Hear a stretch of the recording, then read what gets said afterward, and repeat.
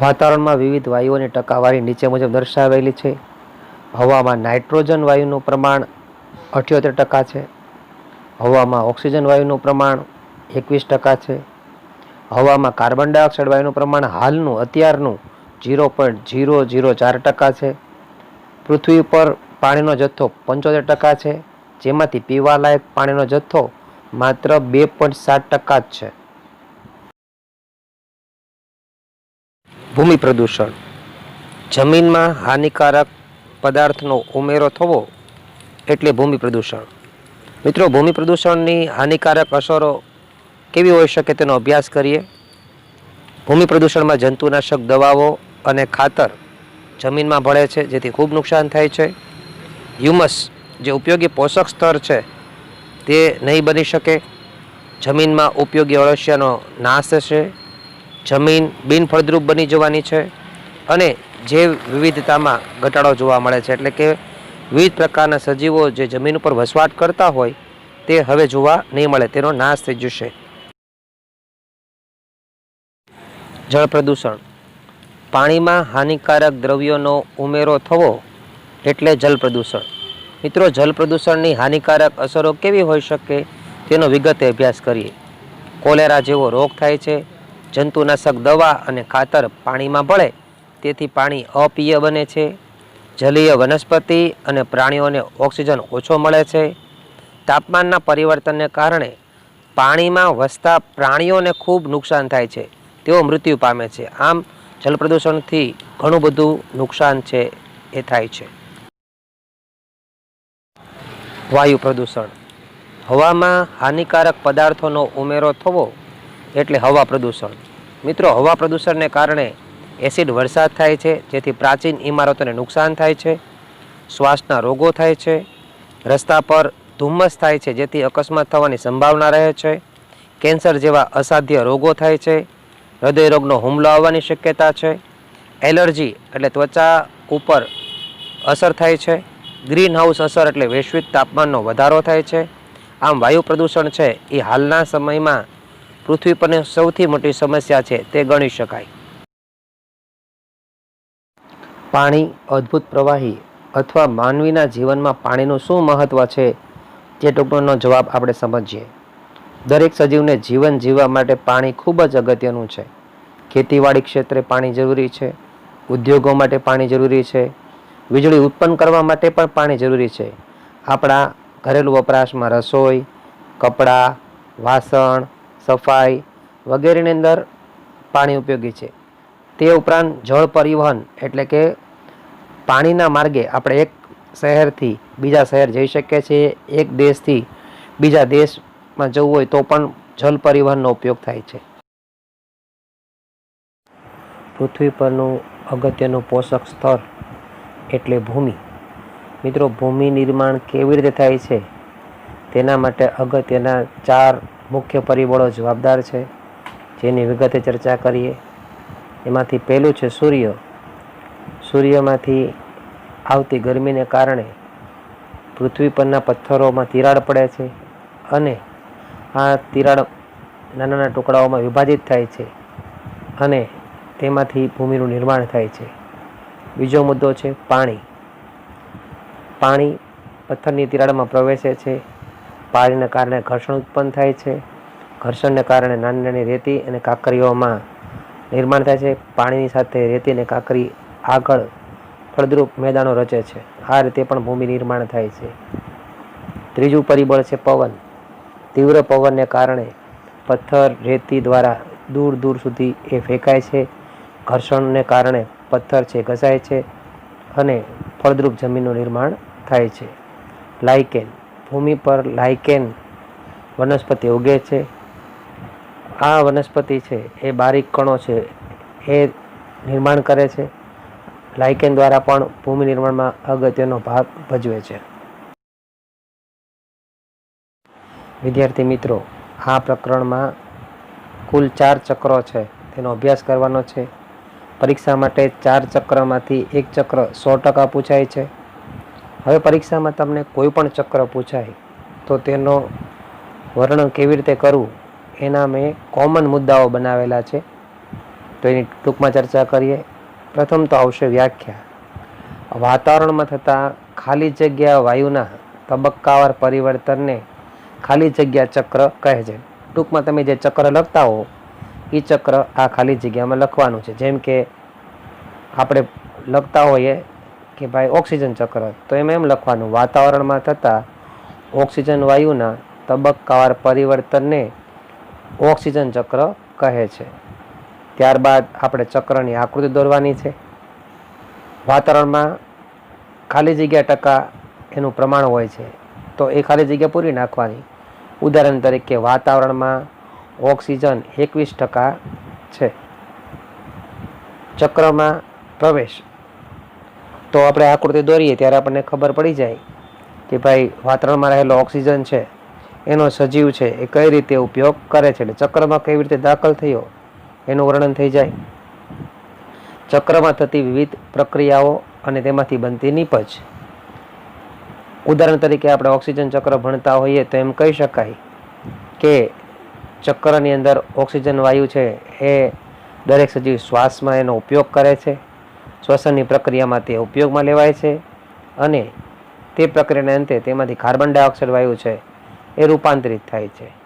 આ carbon dioxide વાયુ છે એ વનસ્પતિ પોતે લે છે, એની સામે તે વાતાવરણમાં ફરીવાર ઓક્સિજન વાયુ છે એ મુક્ત કરે છે. આમ વાતાવરણમાં પાછો વનસ્પતિ દ્વારા ઓક્સિજન પહોંચી ગયો. એટલે છેલ્લો મુદ્દો પણ એમ કહી શકાય કે ચક્રમાંથી પાછો વાયુ છે એ વાતાવરણમાં પહોંચી ગયો. આમ ઓક્સિજન ચક્રના ઉદાહરણ દ્વારા મેં તમને કોમન મુદ્દાઓ છે એની ચર્ચા કરી દીધી. ફરીવાર રિપીટ કરીએ. પહેલાં વ્યાખ્યા લખવાની છે, ચક્ર દોરવાનું છે, વાતાવરણમાં જે ચક્ર લખતા હોય એના ટકા કેટલા છે એ લખવાના છે, ચક્રમાં આ વાયુ કઈ રીતે દાખલ થયો એ લખવાનું છે, ચક્ર જોઈને એમાં શું શું બને છે એની ટૂંકમાં નોંધ કરવાની છે, અને અંતે પાછું એમ લખવાનું છે કે આ વાયુ ચક્રમાંથી ફરીવાર વાતાવરણમાં કઈ રીતે પાછો ભળી ગયો. 4 ચક્રની આ એક કોમન વાત છે જેનો અભ્યાસ આપણે વિગતે કર્યો. વિદ્યાર્થી મિત્રો, આ પહેલી આકૃતિમાં જે ચાર્ટ કે ચક્ર દર્શાવેલું છે તે નાઇટ્રોજન ચક્રનું છે. આ ચક્ર પેન્સિલની મદદથી તમારે તમારી નોટબુકમાં પહેલાં દોરવાનું છે, સમજવાનું છે. ત્યારબાદ આપણે જે મુદ્દા શીખેલા છે એ મુદ્દાઓને સ્ટેપ બાય સ્ટેપ આની પછીના આકૃતિમાં જે નાઇટ્રોજન ચક્ર છે એ દર્શાવેલું છે તેમાં આપણે સમજશું, તેની ચર્ચા વિગતે કરશું. એ ચક્રની અંદર આપણે સૌથી પહેલાં તો વ્યાખ્યા, ચક્રમાં નાઇટ્રોજન વાયુનો પ્રવેશ, ચક્રમાં નાઇટ્રોજન વાયુ દ્વારા બનતી નીપજ, અને ત્યારબાદ ચક્રમાંથી ફરીવાર વાતાવરણમાં નાઇટ્રોજન વાયુ કઈ રીતે જાય છે એની વિગતે ચર્ચા કરીશું. નાઇટ્રોજન ચક્રનો વિગતે અભ્યાસ. પહેલાં આવશે વ્યાખ્યા.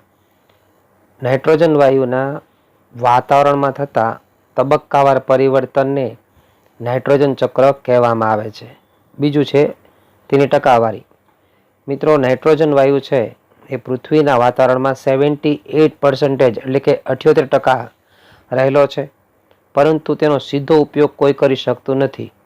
સિમ્બિકુળ એટલે કે કઠોળ વર્ગની વનસ્પતિ છે તેના દ્વારા આ નાઇટ્રોજન વાયુ છે. ત્રીજું સ્ટેપ કે સિમ્બિકુળની વનસ્પતિની મૂળની અંદર ગાંઠ હોય છે, એ ગાંઠમાં રાઇઝોબિયમ બેસિલસ નામના બેક્ટેરિયા વસવાટ કરતા હોય છે. હવામાંથી નાઇટ્રોજન વાયુ છે એનું જમીનમાં સ્થાપન થાય છે. જમીનમાં આ વનસ્પતિ નાઇટ્રોજન છે તેનો ઉપયોગ કરે છે અને વનસ્પતિ પોતાનો વનસ્પતિજન્ય ખોરાક એટલે કે વનસ્પતિજન્ય પ્રોટીન બનાવે છે. આ વનસ્પતિને પ્રાણીઓ ખાય છે, એટલે વનસ્પતિજન્ય પ્રોટીન હતું એ હવે પ્રાણીના શરીરમાં દાખલ થયું એટલે થયું પ્રાણીજન્ય પ્રોટીન. વનસ્પતિ અને પ્રાણીઓ દ્વારા ઉત્સર્ગ દ્રવ્યનો ત્યાગ થાય એટલે માની લો કે વનસ્પતિ છે એ પ્રોટીન સભર આપણને કઠોળ આપે અને પ્રાણી હોય તો એના શરીરમાં પ્રોટીન ઉત્પન્ન થાય. એ ઉપરાંત પ્રાણીઓ છે એ પોતાના શરીરમાંથી મળમૂત્ર ત્યાગ કરે તો એના મળમૂત્રનું વિઘટન પણ બેક્ટેરિયા કરે છે. એમાંથી નાઇટ્રાઇટ એમોનિયા, નાઇટ્રેટ જેવા ક્ષારો છે એ ઉત્પન્ન થાય છે. એ જમીનમાં ખાતર તરીકે વિઘટન પામે. વનસ્પતિ તેનો ઉપયોગ કરે, પરંતુ જો એનું વિઘટન કરી અને નાઇટ્રોજન વાયુ સ્વરૂપે રૂપાંતરિત થાય તો બેક્ટેરિયા જ તેનું ડિનાઇટ્રિફિકેશન કરી એટલે કે ફરીવાર વિઘટન કરી અને વાતાવરણમાં નાઇટ્રોજન વાયુને પાછો મોકલે છે. આમ મિત્રો, નાઇટ્રોજન વાયુ હતો એ વાતાવરણમાંથી વનસ્પતિમાં, વનસ્પતિમાંથી પ્રાણીમાં, પ્રાણીમાંથી જમીનમાં, જમીનમાંથી બેક્ટેરિયા દ્વારા વિઘટન કરી ફરીવાર વાતાવરણમાં પાછો ભળે છે.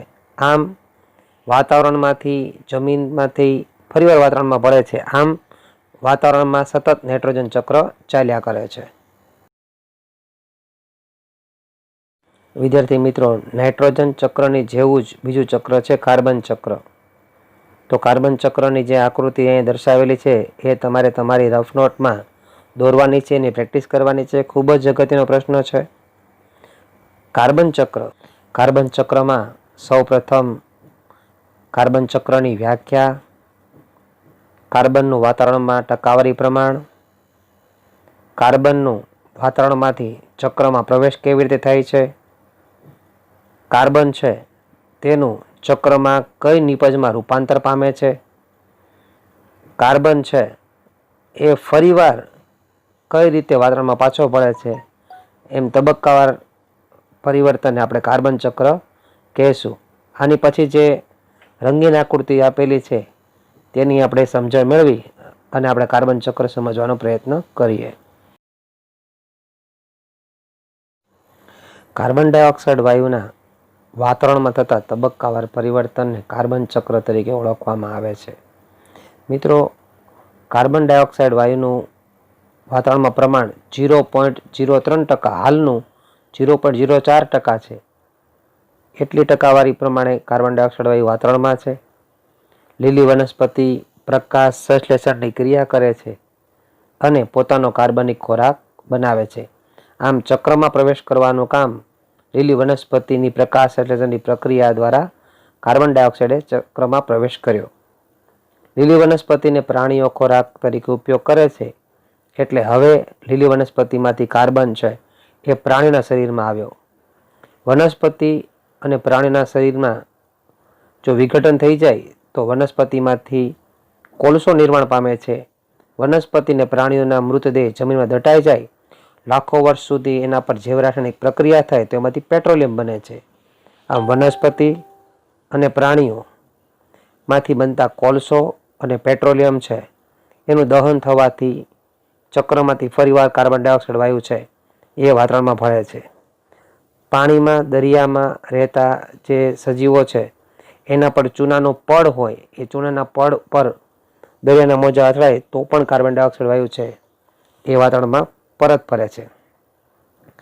પ્રાણીઓ દ્વારા ઉત્પન્ન થતા કાર્બનિક અને અકાર્બનિક ઘટકો છે એનું પણ વિઘટન થઈ કાર્બન ડાયોક્સાઇડ વાયુ છે એ વાતાવરણમાં પાછો ભળે છે. દરેક સજીવ શ્વસન કરે છે અને શ્વસન ક્રિયા દ્વારા એ પોતાના ઉચ્છ્વાસમાં કાર્બન ડાયોક્સાઇડ વાયુ છે એ વાતાવરણમાં મુક્ત કરે છે. તો મિત્રો, તમે ધ્યાનથી ચાર્ટ જુઓ તો કાર્બન ડાયોક્સાઇડ વાયુને લેવાવાળી માત્ર વનસ્પતિ છે, જ્યારે દેવાવાળા બધા પ્રાણીઓ, કોલસો, પેટ્રોલિયમ, દરિયાઈ સજીવો, ચૂનાના પથ્થરો અને દરેક વ્યક્તિઓ, દરેક સજીવો છે પોતાના ઉચ્છ્વાસમાં તો CO2 જ બહાર કાઢે છે. આમ CO2 વાયુ છે એ વાતાવરણમાં પરત ફર્યો. આમ CO2 વાયુ છે એ વાતાવરણમાંથી વનસ્પતિમાં, ત્યાંથી પ્રાણીમાં, પ્રાણીમાંથી ફરીવાર ચક્રમાં થઈ અને વાતાવરણમાં પાછો ફરે છે. આમ કાર્બન ડાયોક્સાઇડ ચક્ર છે એ ચાલ્યા કરે છે. વિદ્યાર્થી મિત્રો, અહીં જે આકૃતિ દર્શાવેલી છે, જે ચાર્ટ દોરેલો છે તે ઓક્સિજન ચક્રનો છે. આ ચક્રને સમજવા માટે પણ આગળના ચક્રોની જેમ જ પહેલાં આવશે વ્યાખ્યા, પછી ટકાવારી, ચક્રમાં ઓક્સિજન વાયુનો પ્રવેશ, ચક્રમાં બનતી તેમાંથી નિપજ, ચક્રની અંદર બધી પ્રક્રિયાઓ અને પ્રક્રિયાને અંતે વાતાવરણમાં આ ઓક્સિજન વાયુ કઈ રીતે પરત ફરે છે તેની વિગતે ચર્ચા સ્ટેપ બાય સ્ટેપ આપણે કરીએ. તો ચાલો વિદ્યાર્થી મિત્રો, આપણે ઓક્સિજન ચક્રનો વિગતે અભ્યાસ કરીએ. પહેલાં આવશે વ્યાખ્યા. વાતાવરણમાં ઓક્સિજન વાયુના થતા તબક્કાવાર પરિવર્તનને O2 ચક્ર એટલે કે ઓક્સિજન ચક્ર કહે છે. બીજો મુદ્દો, તેની ટકાવારી. વાતાવરણમાં ઓક્સિજનની ટકાવારી 21 એટલે કે 21% છે. હવે ઓક્સિજન વાયુ છે એ ચક્રમાં કેવી રીતે પ્રવેશ કરે છે તેનો વિગતે અભ્યાસ કરીએ. દરેક સજીવ એટલે કે વનસ્પતિ હોય કે પ્રાણી હોય એ પોતાના શ્વસનમાં પ્રાણવાયુ ઓક્સિજનનો ઉપયોગ કરે છે. આમ હવામાંથી શ્વસનની પ્રક્રિયા દ્વારા ઓક્સિજન વાયુ છે તેને પ્રવેશ કર્યો ચક્રની અંદર. દરેક સજીવ પોતાના ઉચ્છ્વાસમાંથી CO2 વાયુ છે એ બહાર કાઢે છે. પરંતુ વનસ્પતિ છે અને પ્રાણી છે એ આ શ્વસન દરમિયાન ઓક્સિજનનો ઉપયોગ કરી પોતાનો કાર્બનિક ખોરાક ગ્લુકોઝ C6H12O6 એ ગ્લુકોઝનું સૂત્ર છે તે બનાવે છે. શ્વસનની પ્રક્રિયા પૂરી થઈ ગયા બાદ, ખોરાક બની ગયા બાદ વનસ્પતિ હોય કે પ્રાણી હોય તે પોતાના ઉચ્છ્વાસમાંથી CO2 વાયુ છે એ બહાર ફેંકે છે. આ ચક્રની અંદર થતી પ્રક્રિયા છે. આ CO2 વાયુ છે એનો ઉપયોગ વનસ્પતિ કરે છે. CO2 અને પાણી બેયનો ઉપયોગ કરી વનસ્પતિ છે એ પ્રકાશ સંશ્લેષણની પ્રક્રિયા કરે છે. આ પ્રક્રિયા દરમિયાન વનસ્પતિ છે એ CO2 વાયુ જે ઉત્પન્ન થયો હતો તે એણે શોષણ કરી લીધું. વનસ્પતિએ CO2 લીધો અને તેના બદલે વાતાવરણમાં ફરીવાર તે ઓક્સિજન વાયુ છે એ મુક્ત કરે છે. આમ તમે ધ્યાનથી જુઓ ચક્ર, તો શ્વસનની પ્રક્રિયા દ્વારા એ ચક્રમાં ઓક્સિજન વાયુ આવ્યો, સજીવોએ પોતાનો ખોરાક બનાવ્યો, CO2 વાયુ મુક્ત કર્યો, CO2 વાયુ વનસ્પતિએ લીધો, પ્રકાશ સંશ્લેષણની પ્રક્રિયા કરી, CO2 લઈ અને હવામાં પાછો ઓક્સિજન વાયુ છે એણે મુક્ત કર્યો. આમ ઓક્સિજન વાયુ છે એ તબક્કાવાર પરિવર્તન પામે છે, જે ઓક્સિજન ચક્રના નામે ઓળખાય છે. આમ વાતાવરણમાં સતત ઓક્સિજન ચક્ર છે એ ચાલ્યા કરે છે. આની પછી પણ પુસ્તકમાં આપેલી ઓક્સિજન ચક્રની આ જ આકૃતિ છે, પણ બ્લેક એન્ડ વ્હાઇટ છે. આ રંગીન આકૃતિ છે એટલે ભણવાની થોડી મજા આવે. તો મિત્રો, આ ઓક્સિજન ચક્રની આકૃતિ છે. આવી સરસ મજાની આકૃતિ તમારે દોરવાની છે. ખાસ તમારે આકૃતિ દોરતી વખતે પરિકરનો ઉપયોગ કરવાનો છે, ફૂટપટ્ટીનો ઉપયોગ કરવાનો છે અને આકૃતિમાં દર્શાવ્યા પ્રમાણે જે તીર છે એની દિશા ચોક્કસ હોવી જોઈએ એ ધ્યાન રાખવાનું છે. વિદ્યાર્થી મિત્રો, અગાઉ જે ચક્ર ભણ્યા એની જેવું જ એક ચક્ર છે, એનું નામ છે જલ ચક્ર, જે પણ ખૂબ જ અગત્યનું છે. પાણીના પૃથ્વીના વાતાવરણમાં થતા તબક્કાવાર પરિવર્તનને આપણે જલચક્રના નામે ઓળખીએ છીએ. અગાઉના મુદ્દાની જેમ જ જલચક્રની વ્યાખ્યા, પૃથ્વી ઉપર પાણીની ટકાવારી, જલચક્રમાં કઈ રીતે પ્રવેશ પામે છે, શું બને છે અને ફરીવાર પાણી કઈ જગ્યાએ પાછું ફરે છે અને કઈ રીતે સતત આ જલચક્ર ચાલ્યા કરે છે તેની વિગતે ચર્ચા કરશું. પ્રથમ આકૃતિ, વ્યાખ્યા, આકૃતિ, ટકાવારી, પ્રક્રિયા અને અંતે ફરીવાર કઈ રીતે વાતાવરણમાં પ્રવેશ પામે છે એનો વિગતે અભ્યાસ કરીએ. સૌપ્રથમ જળચક્રની વ્યાખ્યા. પૃથ્વીની અંદર પાણીના તબક્કાવાર પરિવર્તનને આપણે જળચક્રના નામે ઓળખીએ છીએ.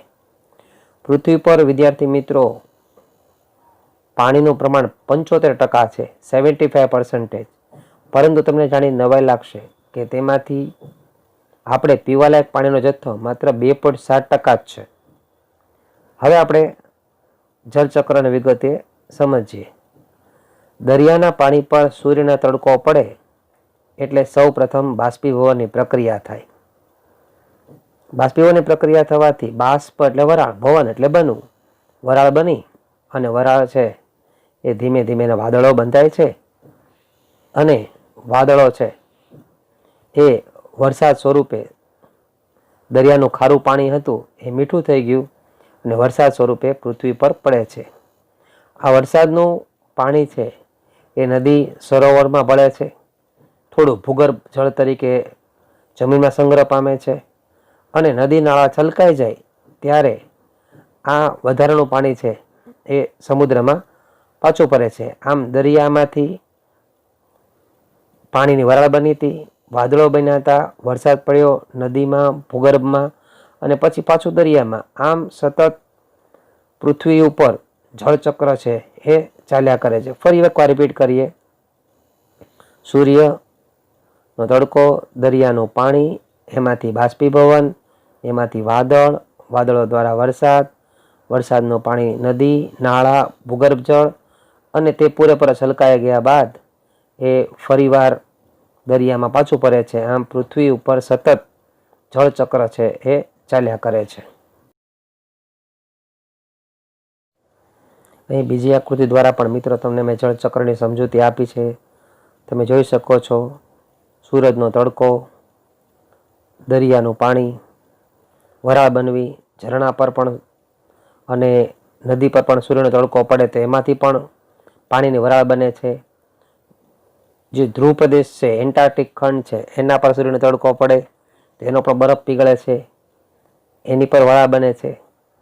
આ વરાળ છે એના વાદળો બંધાય છે અને વાદળોમાંથી ફરીવાર વરસાદ પડે છે અને નદી, નાળા, ઝરણા, ભૂગર્ભ જળ એમાં પાણીનો સંગ્રહ થાય છે અને એ પૂરેપૂરા છલકાઈ ગયા બાદ વધારાનું પાણી હોય એ દરિયામાં પરત ફરે છે. આમ સતત જળચક્ર છે એ ચાલે છે. એની સમજૂતી આપી છે.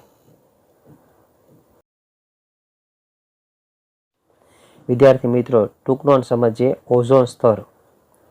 ઓઝોન સ્તરના ઘટાડાથી પાર જાંબલી, જેનું અંગ્રેજી નામ અલ્ટ્રા વાયોલેટ કિરણો, જેને ટૂંકમાં યુવી કિરણો છે, એ પૃથ્વી પર આવે છે.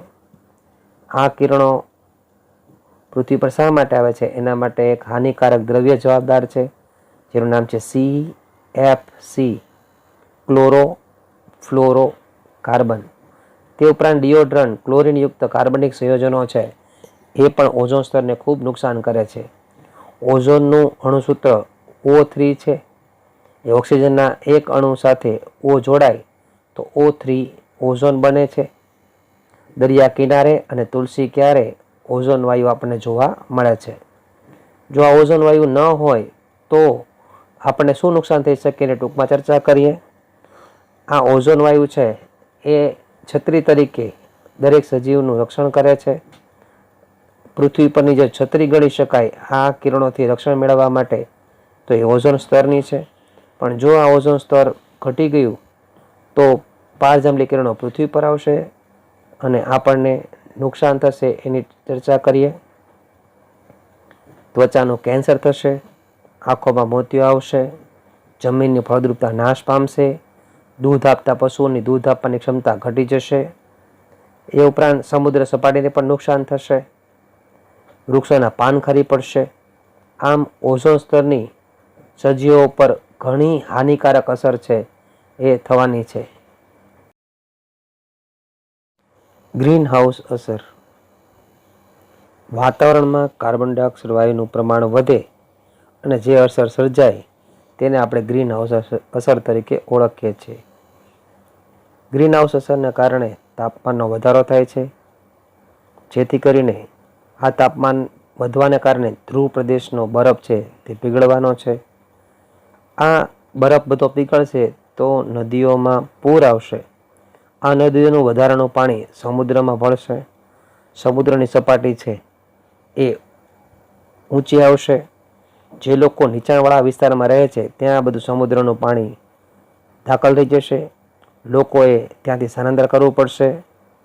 અને આમ જુઓ તો ગ્રીન હાઉસ અસરની આ અસર તો આપણે સમજ્યા, પરંતુ વૈશ્વિક તાપમાનનો વધારો જે આપણે રોજબરોજ આ ગરમી સહન કરી રહ્યા છે એ ગ્રીન હાઉસ અસરને કારણે જ છે. આમ ગણો તો ગ્રીન હાઉસ અસરને કારણે પૃથ્વી પર સજીવ વસવાટ પણ કરી શકે છે. આમ ગ્રીન હાઉસ અસર છે એ માત્ર નુકસાનકારક જ નહીં, અમુક અંશે ફાયદાકારક પણ છે.